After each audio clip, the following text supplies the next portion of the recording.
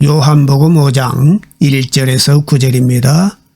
그 후에 유대인의 명절이 되어 예수께서 예루살렘에 올라가시니라.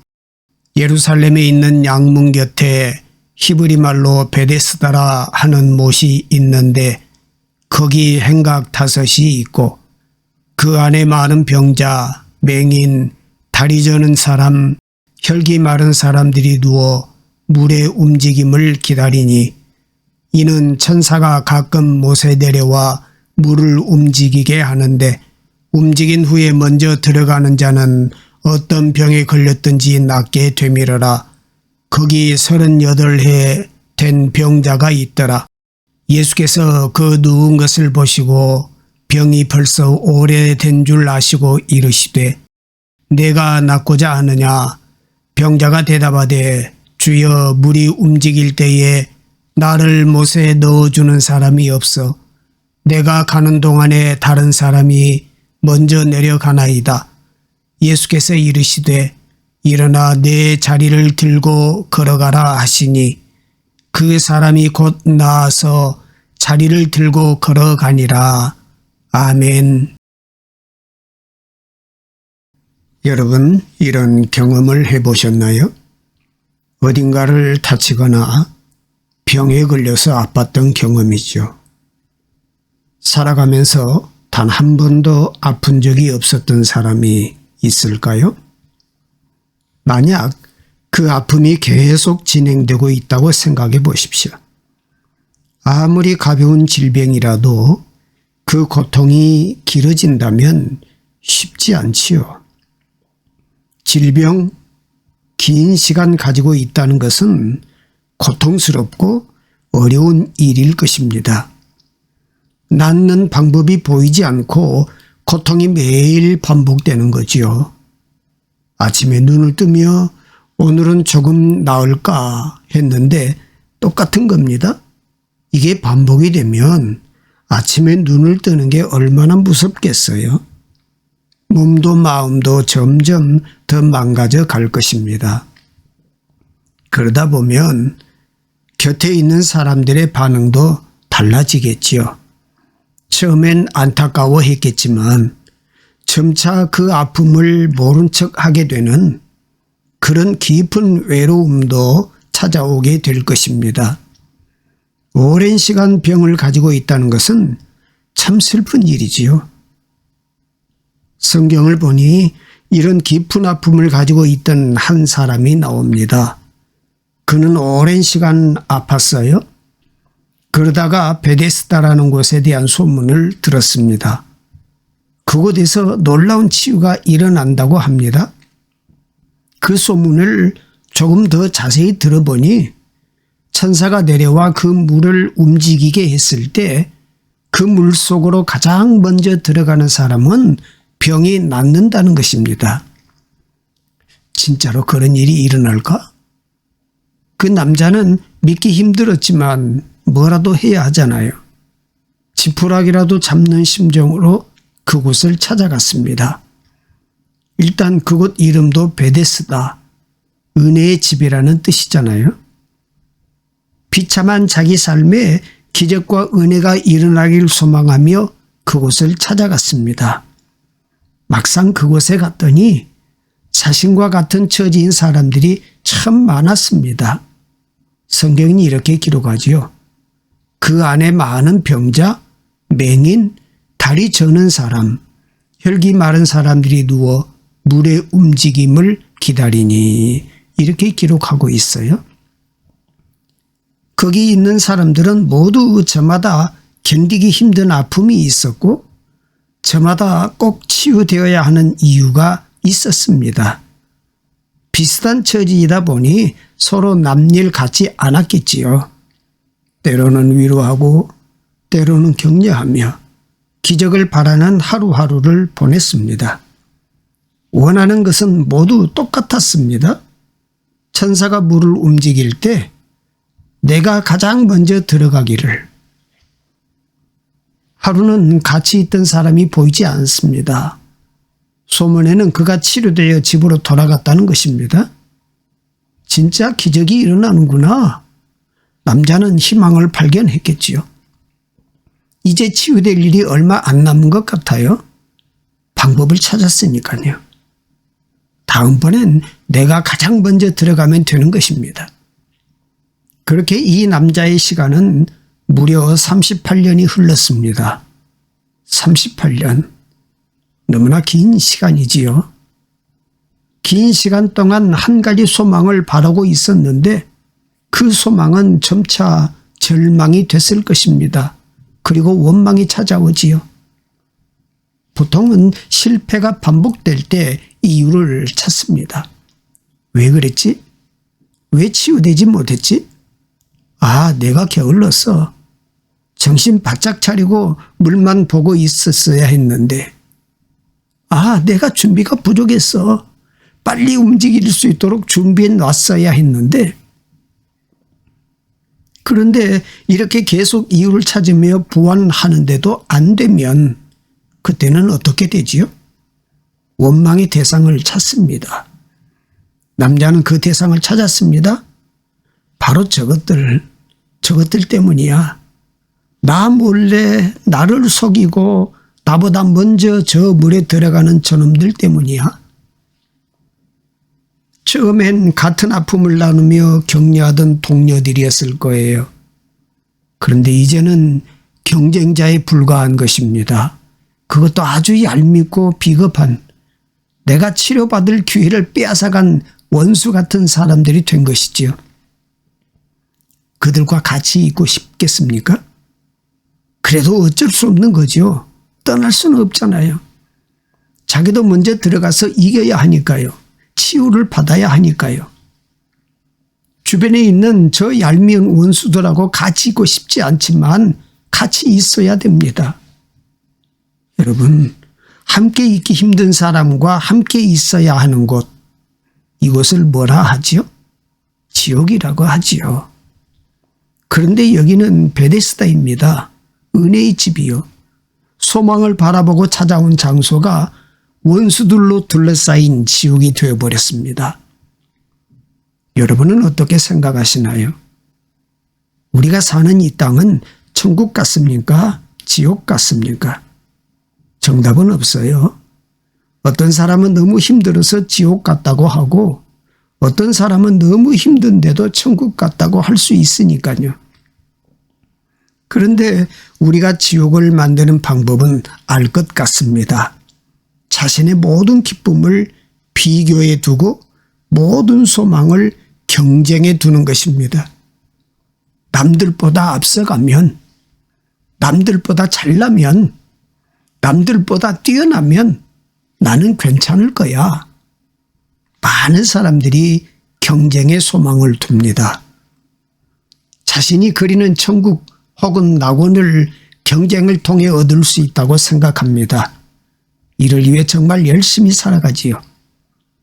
그런데 경쟁이란 것이 어떻게 매번 이길 수 있습니까? 경쟁은요, 필연적으로 패배를 경험할 수밖에 없어요. 대부분 사람은 나는 마치 앉을 것처럼 생각하며 경쟁에 뛰어들고 거기에 소망을 두지요. 앞서가면 된다고, 이기면 된다고 생각하지요. 그러다 패배하면 마치 모든 소망을 잃은 것처럼 생각합니다. 이러다 보니 비교가 점점 심해집니다. 내가 지금 저 사람보다 앞서 있나 뒤에 있나? 내가 지금 저 사람보다 잘 살고 있나 못 살고 있나? 우리 집이 저 집보다 행복한지 불행한지? 보이는 것에서부터 보이지 않는 것까지 다 비교합니다. 심지어 비교할 수 없는 것까지 비교하지요. 행복을 어떻게 비교해요? 그런데 비교합니다. 여행지를 가면 그곳에서 경험하는 공기, 냄새, 사람들, 음식, 문화 이런 것들을 경험하고 사색하는 것이 아니라 나 여기도 가봤다. 이게 더 중요한 거예요. 사실 저도 이런 마음에서 자유로울 수는 없어요. 마찬가지입니다. 비교를 당하고 비교합니다. 이게 우리를 참 아프게 합니다. 병들게 합니다. 그런데도 우리는 비교를 통해 자꾸 지옥을 만들어가고 있어요. 마치 베데스다에 살던 38년 된 병자 같습니다. 내가 저기 먼저 갔어야 했는데, 남들보다 빨라야 했는데, 내 이웃들이 경쟁의 대상이고 나아가 나를 좌절케 하는 이유가 됩니다. 내가 사랑해야 할 대상이 비교의 대상이 되고 나를 불행하게 만드는 원인이 됩니다. 비교를 통해 지옥을 만들고 그것에 빠져버린 삶이지요. 우리가 사는 세상이 그렇습니다. 이것이 묻지마 범죄, 분노 범죄로 이어지는 것 아닐까요? 어쩌면 우리는 지옥을 만들며 38년 된 병자와 같은 삶을 살고 있는지도 모르겠어요. 우리는 예수님을 구원자라고 부릅니다. 구원, 건져 올려주시는 것입니다. 죽음에서 지옥에서 구원해 주시는 것입니다. 우리는 예수님을 만나야 지옥에서 구원을 얻습니다. 베데스다에 있던 38년 된 병자가 경험한 것처럼 말이지요. 하염없이 물만 바라보고 있던 이 사람에게 예수님이 다가오십니다. 그리고 물으시지요. 내가 낫고자 하느냐? 예수님의 이 질문을 여러분은 어떻게 들으십니까? 38년 동안 병으로 인해 고통받던 그 남자를 향해 말씀하신 내가 낫고자 하느냐? 예수님께서 단지 그 남자의 병만 놓고 내가 낫고자 하느냐 말씀하신 것일까요? 예수님의 이 외침이 단지 병뿐이 아니라 그 사람이 놓인 모든 상황을 향해 하신 말씀으로 들립니다. 비교하며 원망하며 내가 먼저 가야 하는데, 남들보다 먼저 가야 하는데 라고 하는 그 인생을 향해 예수님 말씀하십니다. 내가 낫고자 하느냐? 이 지옥에서 낫고자 하느냐? 단지 이 남자만을 향해서 하시는 말씀이 아니라 우리를 향해서 이 세상에서 계속해서 나만의 지옥을 만들고 있는 인생들을 향해서 말씀하시는 것이지요. 내가 낫고자 하느냐? 이때 이 남자 38년 된 병자는 뭐라고 대답하나요? 요한복음 5장 7절 말씀에 병자가 대답하되 주여 물이 움직일 때에 나를 못에 넣어주는 사람이 없어 내가 가는 동안에 다른 사람이 먼저 내려가나이다. 이렇게 말하죠. 이 대답이 우리에게 들려줍니다. 이 남자가 가지고 있던 진짜 병이 무엇인지. 육신의 질병이 아닙니다. 비교하고 원망하며 계속 지옥을 만들어내고 있는 그의 영적인 병입니다. 남자의 답을 보시죠. 낫고자 하는 질문에 대한 일반적인 대답이라면 예, 내가 낫고 싶습니다. 아니면 어떤 방법이 있습니까? 이렇게 해야 할 텐데 그게 아니지요. 내가 저 물이 움직일 때 빨리 들어가야 하는데 나를 도와주는 사람이 하나도 없어요. 나를 도와주는 사람만 있었어도 저 사람이 아니라 내가 먼저 저 물에 들어가는 건데 38년 동안 이러고 있으니 원통하기만 합니다. 이제 이 사람에게는 병이 낫는 것이 중요한 게 아닙니다.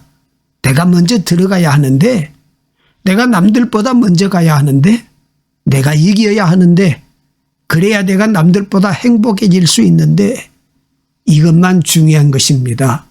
병이지요. 어쩌면 이 세상을 살아가는 우리 모두가 겪고 있는 병입니다. 예수님은 이 남자에게서 이 병을 보셨습니다. 그래서 원망과 억울함을 쏟아내는 그의 말에 반응하지 않으시지요.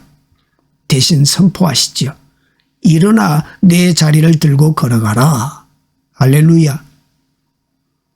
비교로 만들고 원망으로 머물러 있던 그 자리를 박차고 일어나라. 모든 사람을 미워하게 하고 원망하게 하며 스스로를 저주하게 하던 그 자리를 박차고 일어나라. 스스로 만든 지옥을 예수의 이름으로 벗어나라. 일어나 내 자리를 들고 걸어가라. 그런데 여러분, 우리에겐 아주 실제적인 질문이 있습니다.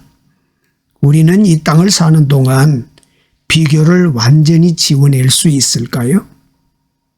보이는 게 있는데, 아니 들리는 게 있는데, 계산하고 평가할 줄 아는데, 그런 우리가 비교하고 비교당하는 굴레를 벗어날 수 있을까요? 없을 것입니다. 창세기를 보면 인간이 최초로 살인을 저지르는 장면이 나오지요. 가인과 아벨. 이유가 뭡니까? 비교입니다. 아벨의 제사는 하나님께서 받아주시는데 가인의 제사는 받으시질 않으십니까? 가인이 아벨을 죽이지요. 비교와 원망입니다. 예수님의 제자 중에 야고보와 요한이 있습니다. 조용히 예수님께 와서 요청합니다. 예수님, 나중에 보좌에 앉으실 때 우리 형제를 좌우편에 앉게 해주세요. 다른 제자들이 이 일을 알고 난리가 나지요. 비교하고 질투하고 원망하고, 이것은 태초의 역사에도 있었고요. 예수님과 함께 생활하던 제자들에게도 있었습니다. 이것은 우리가 극복할 수 없는 일입니다. 당장 일터에서 비교하고 비교당하는 일상을 어떻게 피할 수 있겠습니까? 저도 그래요. 다른 목사님들 설교, 찬양, 리더십 왜 비교가 안 되겠습니까? 심지어 신앙생활을 하면서도 그렇지요. 내가 은혜 받은 것은 참 좋지만 저 사람이 은혜 받는 것을 볼 때 불만이 생겨요. 저렇게 사는 애가 뭘 잘했다고 은혜를 받는 거야? 마태복음 20장을 보면 포도원 품꾼의 비유가 있습니다. 포도원 주인이 일꾼을 고용합니다. 보수는 하루에 한 데나리온. 이 조건으로 오전 9시, 정오, 오후 3시, 그리고 오후 5시에 일꾼들을 불렀습니다. 날이 저물었어요. 모든 일꾼에게 보수가 지급됩니다. 모두 똑같이 한 데나리온씩. 그러자 처음 일을 시작한 일꾼들에게 불평이 시작됩니다. 왜 저 사람은 나보다 일을 적게 했는데 같은 돈을 받는가? 원래는 아무 불평이 없었을 거예요. 한 데나리면 충분히 만족할 액수입니다. 그런데 충분히 만족할 수 있는 것도 비교하면 만족이 사라지는 거예요. 예수 믿고 신앙생활에서 참 좋은데 쟤도 똑같은 기쁨을 누린다고 하니 기분이 나쁘다. 이게 뭡니까? 그런데 이게 우리의 모습이라는 것입니다. 알게 모르게 지옥을 만들어가는 것입니다. 그래서 이 땅의 방식에는 구원이 있을 수가 없는 것입니다. 구원은 이 땅에서의 성취에 있지 않습니다. 구원은 남들보다 앞선 어떤 모습에 있지 않아요. 그래도 이건 내가 쟤보단 나아. 내가 한 게 얼만데 이런 것에 있지 않다는 얘기예요. 구원은 오직 예수 그리스도의 부르심에 응답하는 것입니다. 요한복음 17장 3절 말씀에 영생은 곧 유일하신 참 하나님과 그가 보내신 자 예수 그리스도를 아는 것이니이다. 아멘. 우리는 지옥을 만드는 삶에서 벗어나야 합니다. 원망과 미움이 있다 하더라도 한순간에 그 자리를 털고 일어나는 것입니다. 낫고자 하느냐? 예, 주님 제가 낫길 원합니다. 내 병이 낫길 원합니다. 내 영혼이 낫길 원합니다. 내가 구원받길 원합니다. 다른 사람 볼 것 없어요. 예수님 보면 됩니다. 내가 그동안 이래서 못했고 저래서 못했고 이유를 늘어놓을 필요도 없습니다. 이제부터 예수를 바라보는 것입니다. 믿음의 주여 또 온전하게 하시는 이인 예수를 바라보자. 아멘. 그러할 때에 38년 동안 매였던 그 병이 고침받고 지옥의 자리를 벗어난 것처럼 우리 삶의 자리도 달라집니다. 천국을 누리는 삶으로 나아갑니다. 예수 믿는 기쁨이 무엇인가요? 예수 안에 있을 때, 예수님을 바라볼 때 우리가 만든 지옥이 아니라 그분이 주시는 천국을 누리는 것이지요. 여러분, 우리는 이 땅을 살며 계속 지옥을 만들어 댈 것입니다. 그러니 예수를 바라봅시다. 의식적으로 예수를 더욱 바라봅시다. 그것이 천국을 누리는 것입니다. 기도합니다. 어두운 새벽이 지나고 밝은 아침이 펼쳐지듯 곤고한 인생 속에 비치신 주님을 기대하며 살아가게 하심을 감사드립니다. 주님을 향한 소망이 믿음에서 시작되고 사랑의 수고가 기쁨이 되게 하셨사오니 존귀하신 주님의 이름을 소리 높여 찬양합니다. 아버지 하나님, 우리 마음은 바람에 나부끼는 메마른 낙엽 같습니다. 반복되는 일상의 감사를 잃어버리고 고된 세상 일로 무뎌지고 지쳐갑니다. 상실된 삶의 의미가 회복되기를 원합니다. 협력의 선을 이루시는 주님을 믿고 나아가오니 새롭게 해 주옵소서. 아버지 하나님, 주님의 몸된 성전인 저희가 세상을 새롭게 하는 통로가 되게 하시고 상처받고 아파하는 심령을 위로하고 보듬어가는 성숙한 그리스도인이 되게 하옵소서. 삶의 모든 영역에서 비교함이 아니라 원망함이 아니라 감사함으로 주의 인도하심을 따라 살아가며 세상에서 그리스도의 향기를 내게 해 주옵소서. 상대를 향한 시기와 질투가 많고 경쟁이 자연스러운 이 세상에서 사랑의 씨앗을 뿌리게 하옵소서. 모든 말씀 예수 그리스도 이름으로 기도드립니다. 아멘.